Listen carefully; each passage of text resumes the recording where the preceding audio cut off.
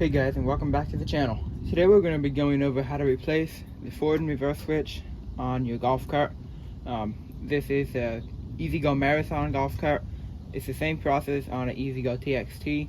On a Marathon, the forward and reverse switch is right here in the middle of the body, and on a TXT it's going to be over there on the right side with just a little metal bar going in between the handle right here and the actual switch over there. But it's the same switch and it's the same process. The only thing we might need to change is here on the new one. It's got a little bit taller of a mounting bracket because it mounts upside down on a TXT. And here on the Marathon, we're probably just going to end up reusing this old bracket here and mounting it to this new switch. The first thing we need to do, which I've already done here before I started the video, is disconnect your main positive. That way if we bump any two wires together or touch any metal to one of the terminals, we won't have any sparks or possible damage to the batteries. So just go ahead and remove everything from your main positive battery terminal before we get started. Now the next thing we're going to do is, I'm just going to do this to make it a little bit easier. It's not necessary, but I've got a silver marker and I'm just going to label the 4 terminals on the switch here. So just to make it easier when we're putting it back together, I'm going to write which each one is. So on top here, we've got S1 that goes to the motor.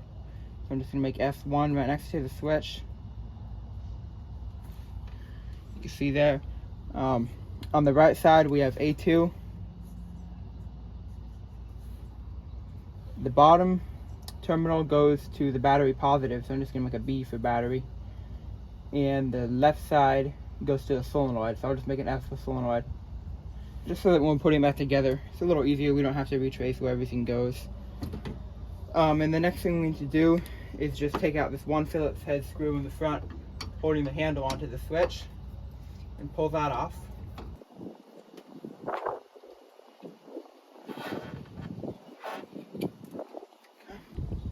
And then we'll just go ahead and remove the 4 half-inch nuts on the back side of the switch, the 2 going to the motor and the 1 going to the battery and the 1 going to the solenoid.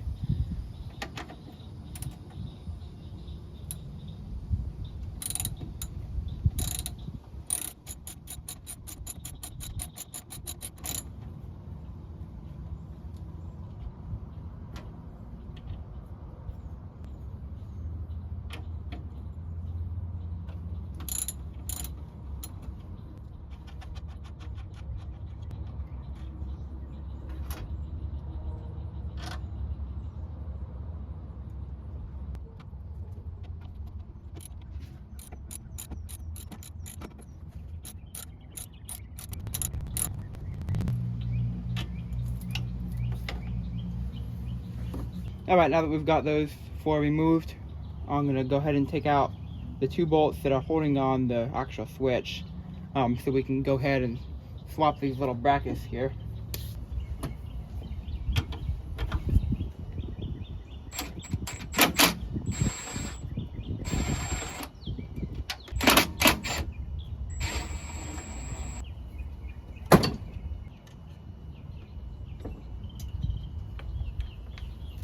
Okay, now that we've got those 2 removed, we can go ahead and disconnect the rest of the wires on the switch. And all we've got under here is just the smaller wires for the micro switches. And we'll just go ahead and take all those off. So it looks like we have red and black going to this one here on the left side.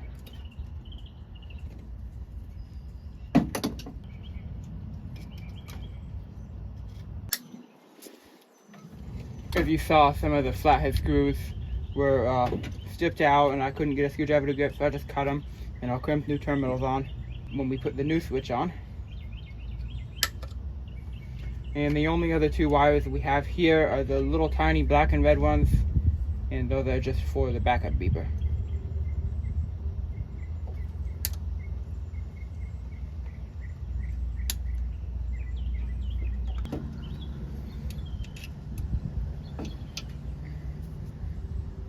Alright, here's the old switch.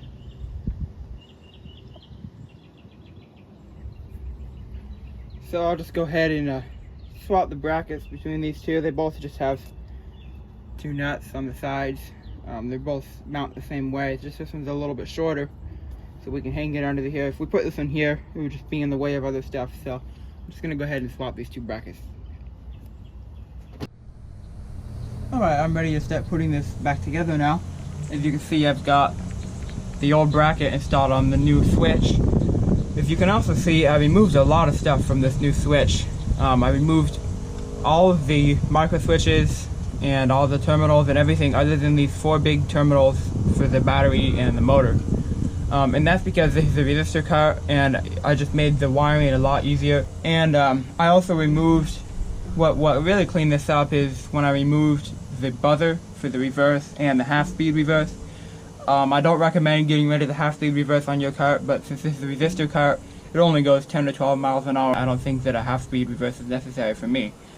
So really all we have to do is connect to these 4 main terminals here that we took off before that we already labeled. So let me go ahead and attach this to the cart and then we'll wire it up.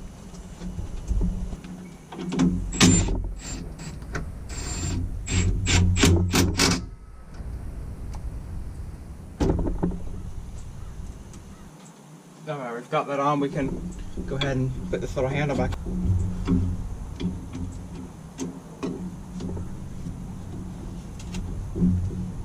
And now we can just put the 4 main wires on these 4 terminals right here, the ones that we labeled. So we've got this one right here on the right that says S that I labeled for solenoid.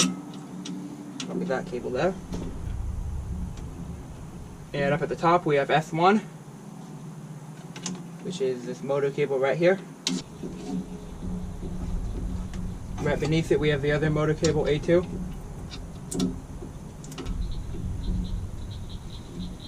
And the bottom cable goes to our battery main positive.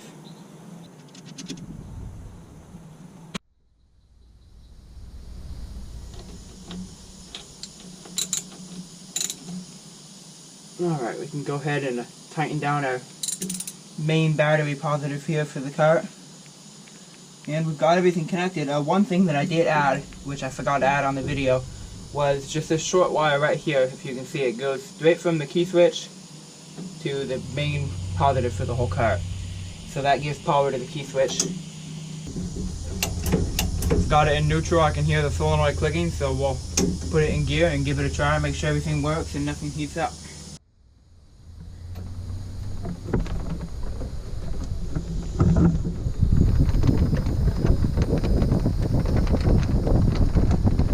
Got forward and reverse both working so far.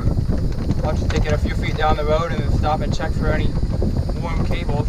Make sure everything feels good and tight still.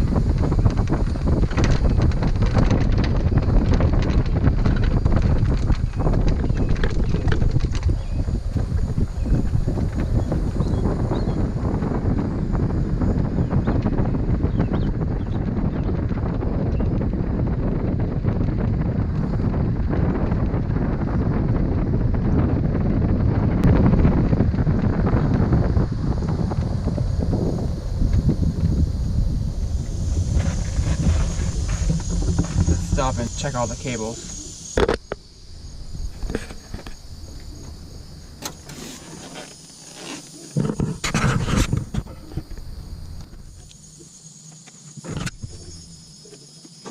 Just kind of feeling everything by hand. Everything feels okay. Before, a lot of these cables in here were getting warm and overheating and melted and all that stuff, but with the new forward and reverse switch I think we fixed all that. I also did replace a few of these motor cables. If you can see, it's kind of getting dark. All the cables on this cart have now been replaced with heavy duty 4-gauge cables, except this one right here.